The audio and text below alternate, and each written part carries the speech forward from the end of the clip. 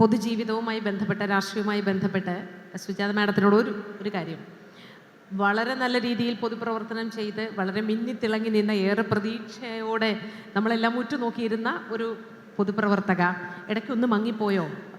ഇല്ല, ഞാനത് അംഗീകരിക്കില്ല. കാരണം ഞാനെന്ന രാഷ്ട്രീയ പ്രവർത്തകയെ, പൊതുപ്രവർത്തകയെ രൂപപ്പെടുത്തുന്നതിൽ എൻ്റെ ഗ്രാമത്തിന് വലിയ പങ്കുണ്ട്. മധ്യതിരുവിതാംകൂറിലെ ഏറ്റവും ശക്തമായ കമ്മ്യൂണിസ്റ്റ് ഗ്രാമമായ വള്ളികുന്നത്ത് ജനിച്ചു വളർന്ന ആളാണ് ഞാൻ കണ്ട് കേട്ടും വളർന്നത് ശരിക്കും മധ്യതിരുവിതാംകൂറിലെ ആദ്യത്തെ കാർഷിക സമരം നടന്ന മേനി സമരം എൻ്റെ നാട്ടിലാണ്. ശൂരനാട് അറിയാമല്ലോ. ശൂരനാട് സംഭവത്തിൻ്റെ അലവിളികൾ ഏറ്റവും അധികം ഏറ്റുവാങ്ങേണ്ടി വന്നത് എൻ്റെ ഗ്രാമത്തിലാണ്.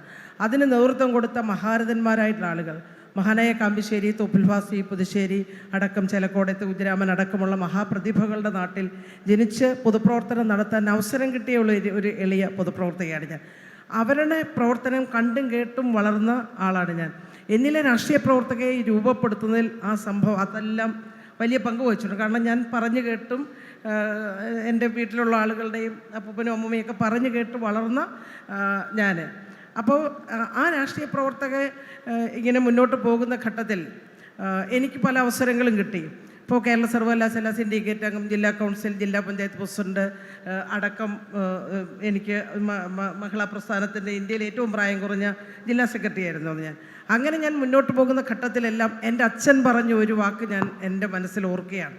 കാരണം എപ്പോഴും ഇത്തരം സ്ഥാനങ്ങളെല്ലാം അലങ്കരിക്കണമെന്നുള്ള ഒരു മോഹം ഒരിക്കലും മനസ്സിലുണ്ടാവാൻ പാടില്ല.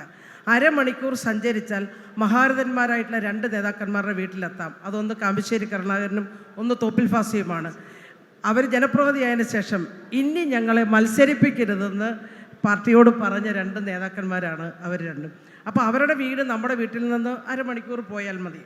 അപ്പോൾ എപ്പോഴും മനസ്സിലുണ്ടാവണം, ഈ സ്ഥാനങ്ങളെല്ലാം ജനങ്ങളുടെ നന്മയ്ക്ക് വേണ്ടി പാർട്ടി ഏൽപ്പിച്ച ഈ ഉത്തരവാദിത്തങ്ങൾ സത്യസന്ധമായും ആത്മാർത്ഥമായും നിർവഹിക്കുക. പരിമിതികളുണ്ടാവാം, പക്ഷെ അപ്പോഴും ആവശ്യമില്ലാത്ത മോഹങ്ങൾ, അത്യാർത്തി, ഒരുപാട് ആഗ്രഹങ്ങൾ ഒരിക്കലും മനസ്സിൽ തോന്നാൻ പാടില്ല.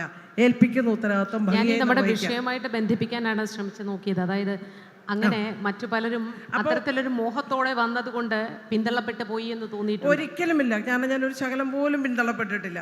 കാരണം എന്നെ പാർട്ടി ഏൽപ്പിച്ച ഉത്തരവാദിത്തം ഭംഗിയായി നിർവഹിച്ചു. ഇന്ന് CPIM-ൻ്റെ കേന്ദ്ര കമ്മിറ്റി അംഗവും ജനാധിപത്യ മഹിളാ അസോസിയേഷൻ്റെ സ്റ്റേറ്റ് സെക്രട്ടറിയുമായി പ്രവർത്തിക്കാൻ അവസരം കിട്ടിയത് എന്നെപ്പോലെയുള്ള ഒരു പൊതുപ്രവർത്തകയുടെ ഏറ്റവും വലിയ അവസരമായി ഞാനതിനെ കാണുകയാണ്.